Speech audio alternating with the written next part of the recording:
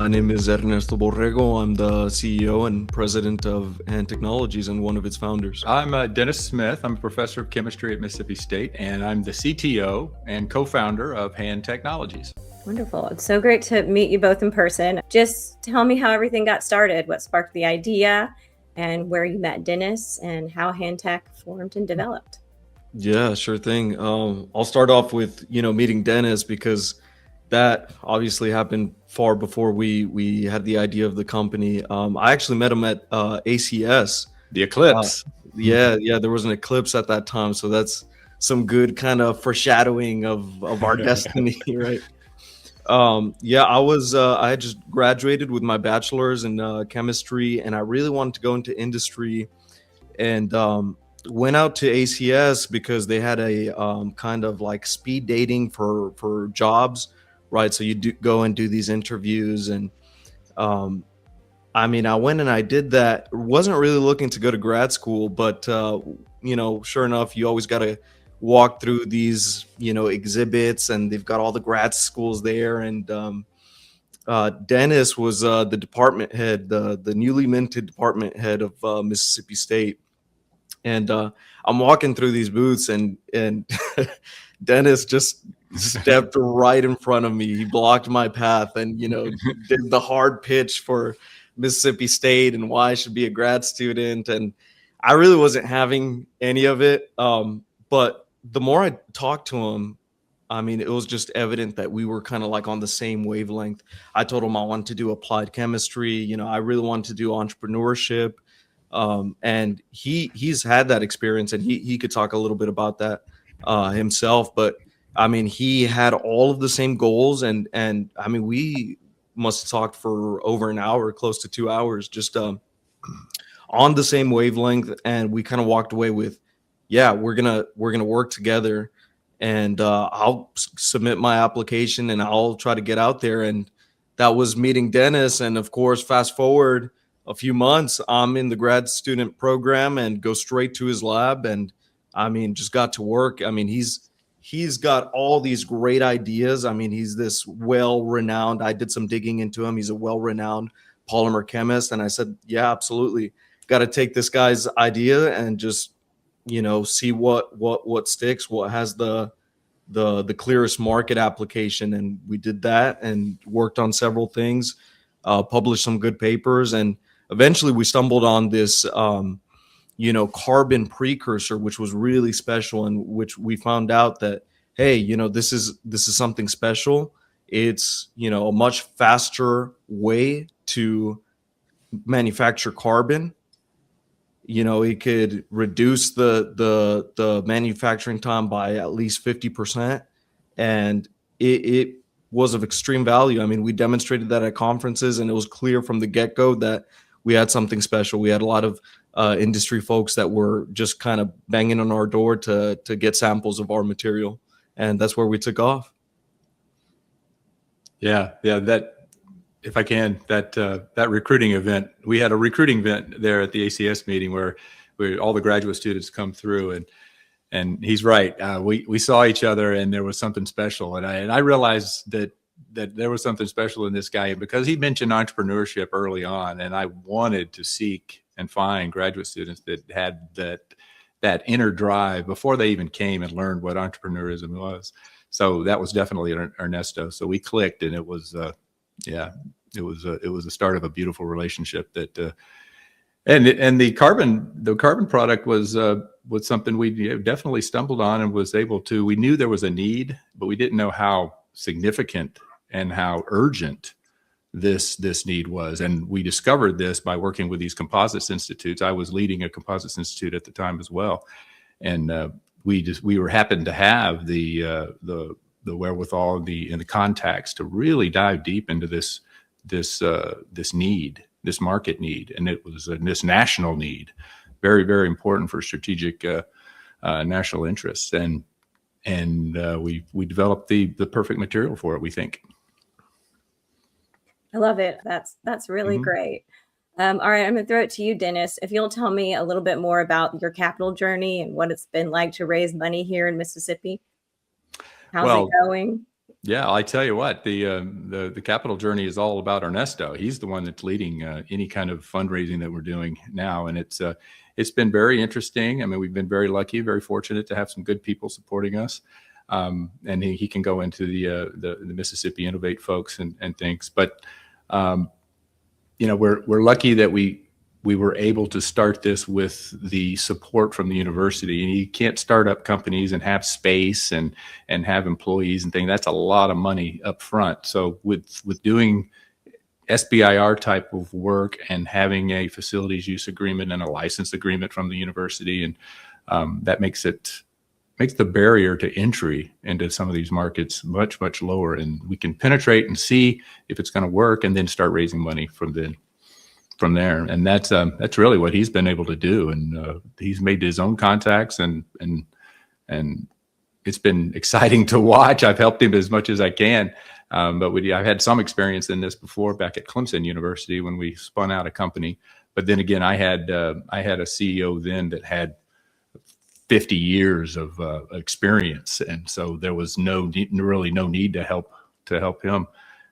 Ernesto he's taken it by on his own pretty much, and has done an incredible job. All right, Ernesto, why don't you jump in then and talk a little bit about it? Yeah, absolutely. I'll supplement that and just say that, obviously for a first-time founder, raising money is a challenge, but it's not impossible. And yeah, there's a learning curve, but if you're just willing to, take on the attitude of, I'm going to be a sponge and I'm just going to learn as much as possible from anyone and everybody, then I think you'll do fine. And we've done fine. We've done very well. Dennis mentioned Invest MS. We worked with them on our first round. That was for $600K. And, we started engaging with them and some of our, angel investors, and just this whole crowd, this whole community gave us a lot of advice on, how to just get better, at doing this whole process, and really helped us prepare for the next round, which we're currently in, and we're in the process of closing this seed bridge round. Just acting like a sponge, learning from all these people who know this landscape very well. I mean, it's that's the best thing that you could do. So yeah, we've been very blessed with the people that we've worked with. Yeah, and I'll point out that some of the people that have been the best help have been our collaborators, our potential customers. So this company has been completely customer driven. There's a market need for this, and we've developed this product to customize this market the way people want to do it, because they like to process things in different ways, but the ultimate product is the same. So we've been very fortunate. I mean, people like the Missile Defense Agency. So they are not only customers, but they are also helping to guide us and move us and develop us. So we learned a lot from them. So we've been very fortunate. The Missile Defense Agency, and we're now waiting for our third phase of engagement with them. We've completed a phase 2 SBIR STTR, and we've been invited for the next phase, which is a huge opportunity, and it's a lot more development work, so we can prove this out. And that's what really is needed, is customer support that actually pulls you, and we've been very fortunate in that way. That's excellent. Congratulations. Y'all are really on a roll. Tell us what's next to come then. What's coming up this year? What do you have in the development phase? What are you excited about? Yeah, if you don't mind, I'll kick off, that answer. It's kind of like the perfect segue into what Dennis was talking about, because, the support that we've gotten, it's not just been from private equity. It's also, we've raised over $7 million in non-dilutive funds to propel our work. And so, that success, we've been very fortunate, again, working with the right groups, and that's led us into the point where we're at now. The huge things that are on the horizon for us is actually, prototyping our materials at, multi-ton scales. at production relevant scales, both from our end where we're manufacturing our material, and we're also prototyping at full scale for our customers. That's what's on the horizon for 2026. And we didn't really preface it in the beginning, but aerospace and defense, that's kind of our bread and butter right now for our material. I mean, there's multiple applications that we could insert our resin materials into, but aerospace and defense is the biggest one right now. And yeah, I mean, I'm trying to find the right balance, right? Because it's like there's a lot that I can't say, but I guess I'll just leave it at that. Yeah, just doing large scale prototyping for these aerospace and defense articles from our material. Can y'all just explain to us in layman's terms what exactly it is that you're doing? Ernesto has this wonderful slide that he likes to show, and I didn't like it at first, but now I always think about it, and it actually works. He's got a slide that shows just a photograph of a PET polyester bottle, a water bottle, just the water bottles that we touch almost every day, right?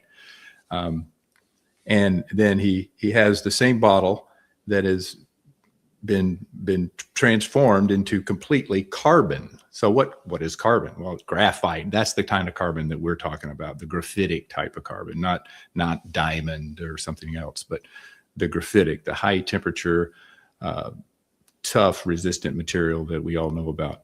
So that's a kind of graphitic carbon that's going to make these hypersonic vehicles work, things that fly in the atmosphere super fast and get super, super hot. And that's really the only material that can handle it. So the vision of taking that bottle and converting it to carbon explains the polymer precursor carbon route. So polymer precursors are full of carbon, organic polymers. All the commercial polymers out there are full of carbon, and they have a carbon hydrogen ratio. Well, theoretically, they can be converted to this graphitic carbon, and that's what we do. It takes a lot of special tricks and special precursors that actually do that. And if you heat up that water bottle, that polyester water bottle, it's not going to give you a high yield of carbon. It may give you a couple of percent at the right temperatures, but it might give you 20-30% of a carbon material, but it's not going to be structurally the same. It look the same. So the idea of that vision is the bottle's been processed. It was a polymer. It was a pellet, and then it was processed. And that's what we do. We take our pre-carbon resin, we were able to process it in different shapes and put it with carbon fiber and make all types of different architectures, and then pyrolyze that, heat it up to really high temperatures under the right environment so that it converts to its carbon form. Similarly to what nature does, right? So all these plants out here and animals, their waste material goes into the ground and ultimately turns into what? Coal and hydrocarbons and carbon ultimately. So, but it just takes a long time, a lot of heat and pressure. We do it. We trick the kinetics. We trick nature to give us that carbon fast. Yeah, and I'll just chime in there. Yeah, absolutely spot on. I mean, it's the world's most practical and efficient carbon precursor. Yeah. Just bottom line. I mean, from everything that we've seen across academia, government, industry, this is the most efficient and practical thing because you could process it, right? It's a plastic that you burn, take to ultra high temperatures. Instead of forming this nasty char, it forms a very dense carbon structure, which is unique, and carbon is very valuable. Yeah. So to put it into terms of the state of the art, what people are using now to do this is that bottle would go from the clear plastic bottle to a carbon bottle at about 55%. Our material goes 80 plus, 84, and we think higher. And that is getting to, those are small losses in the overall mass. So you're getting to a point where you can think about processing a one type of a shot deal, and that would be very valuable. It sounds exciting. Can I ask, like, how much faster you're able to produce it, and the heat? How hot is it getting? Yeah. Well, in industry right now, so it depends on the specific market application. But if you look at aerospace and defense, manufacturing some of these what they call carbon composites, takes anywhere between 6 to 9 months, which puts a huge bottleneck on the development of really anything that relies on the use of this material. And it's such a valuable material. It's really hard to kind of replace with anything else. It just is one of the very few materials that we know of that maintains its mechanical integrity going up to 3,000 degrees Celsius, which, that's insanely hot. 6 to 9 months in industry to manufacture this type of composite. Right now, we're looking at reducing that 6 to 9 month manufacturing cycle down to a matter of weeks, because our material converts that much faster into pure carbon. So again, we're not making anything new. We're not proposing any new fancy carbon allotrope. We're just proposing a much faster, easier way to make materials that are already widely circulated in the economy today.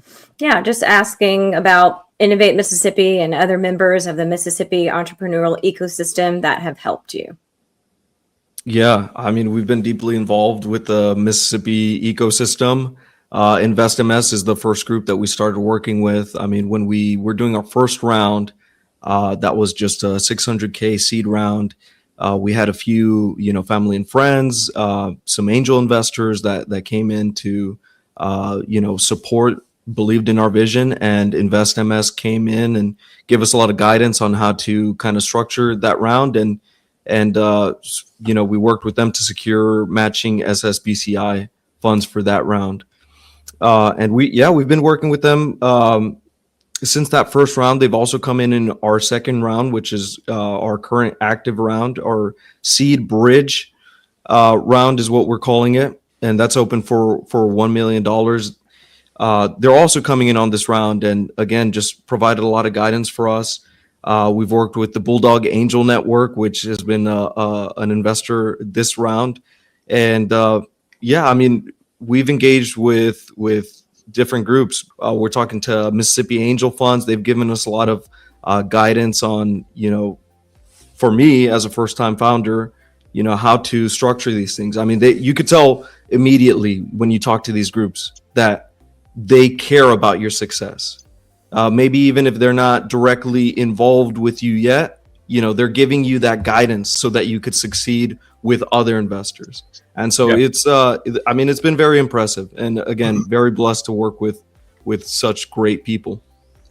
Yeah. And they, of course, most of them are, they want to see Mississippi have an advantage and go forward. But a lot of these are alumni. So there's a couple of independent alumni that weren't even part of these groups that have come forward and helped out. And our alumni are fantastic. They see what this could be, and they get very excited. And so we hope to tap into some more. That's awesome. Is there any specific person on the Innovate team that you could call out, Lindsay or Victor or Tony? Or? Of course, I got to call out Lindsay. She's been my main point of contact. And I mean, we're kind of coming up together. We're the young people in the room, and but she's been awesome. She's sitting on this side of the aisle, and she's kind of giving me the perspective of, what she needs to see from the investor side, which is just, I mean, it's great when you could have that honest communication. And she's been a great asset to us. Well, thank you both for being here. I appreciate this conversation. It was so fun. Just tell everybody where they can find Hand Technologies, and if they want to reach out to you, if there's any details you can give.